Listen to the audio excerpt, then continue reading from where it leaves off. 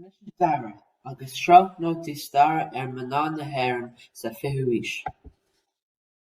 Mary Cullen. Is stair í Mary Cullen. Rinne sí staidir scéal na mban in Éireann san fichiú haois. Is beag a bhí le léamh faoi mná sna leabhar staire agus shocraigh Mary Cullen an bharna seo a líne. Sa cabbadéil seo beidh ag déanamh staidir ról na mban is stair na hÉireann. Seo pictiúr de Mary Cullen. Saoirseáit na hÉireann.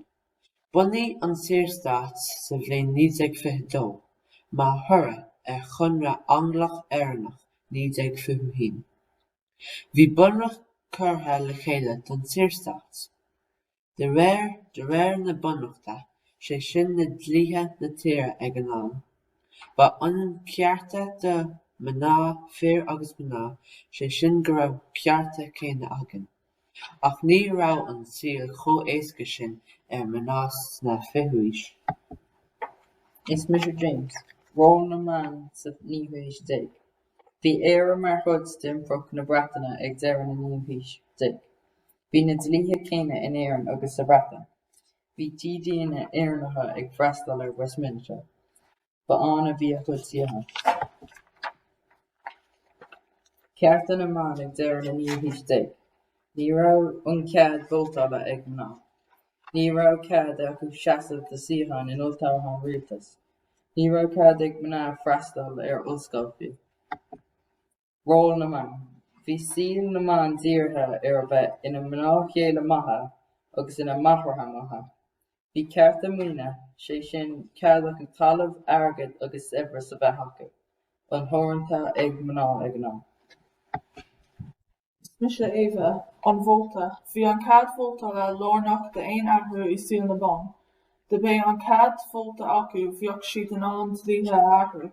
Thosaigh an fheocht don cad vótála de mná sa Bhreatain agus America. Seo é pictiúr go Emmeline Pankhurst. Léig an cad vótála de mná. Bunaigh Emmeline Pankhurst an léig an cad vótála de mná. Ina dhiaidh sin bunaigh sí Cumann Sóisialta agus Politiúil na mban. Aim na grúpaí seo ná géirí cad vótála de mná. Na suffragettí. Tugadh na suffragettí ar mná a bhí géirí cad vótála a bhaint amach. Seo thugamh póstar bullscoireachta. Is Mr. Keane, Murán na hÉireann. Lean a lán mórán in Éireann sampla na suffragettí Sasna. Bhí siad ag leor cearta chomhanas. Isabella Todd. Presbytériach as béal féarasta. Bunaigh sé Cumann Tuaisceart na hÉireann ón ceart vótála de mná. Is Michelle Leon, Anne August Thomas Haslam. Bhunaigh siad Cumann Balla Átha Cliath ón ceart vótála de mná. Léig na hÉireann ón ceart vótála de mná. Bhunaigh Hannah Sheehy Skeffington agus Farhéile Francis an éigeacht seo. Móins nó mana Hannah ná ní saoirse go saoirse ná má. Hortí rialtas dúchas. Bhí John Redmond glán in aghaidh cead vótála de mná. Rinne Hannah Sheehy Skeffington iontu ar Cúisleán Balla Átha Cliath ionad rialtas na Breataine in Éireann. Bhris siad fhuinneoga. Gheabhaigh Hannah agus chall sí a post mar múinteoir scoile. Mr. Sean, Bóbíonas. Bhí daoine ar nós Hannah ag léir cearta do bhucht agus libhir. Bhí siad ag léir cearta chomhbíonas. Bhí bhaint acu le bunú cead chun an oibrithe ban na hÉireann. An ITGWU. Ceart Cumann a bhunaigh Séamus Ó Lorcan agus Séamus Ó Chonaille. Bhí ceart de oibrithe weithe. Form an cead vótála. Form ná cead vótála sa bliain 1980. Faoi acht ionádaíochta an phobal.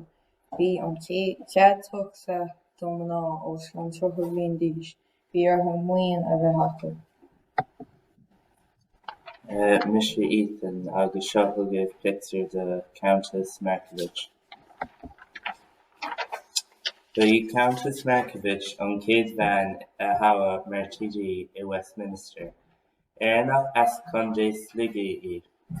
Tuailtigh sí a Síochána a ghlacadh i Westminster. Bhí sí ina báil de Pórtaí Sinn Féin, agus thóg sí a Síochána suas sa chéad dál ar an 21 d'Eanáir 1990. Acht ionsaí cháiliú inscne.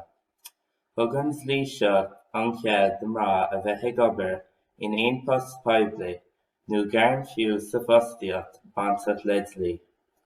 In Éireann, ceapadh Francis Kyle mar an chéad abhaicéide sa bhliain 1921.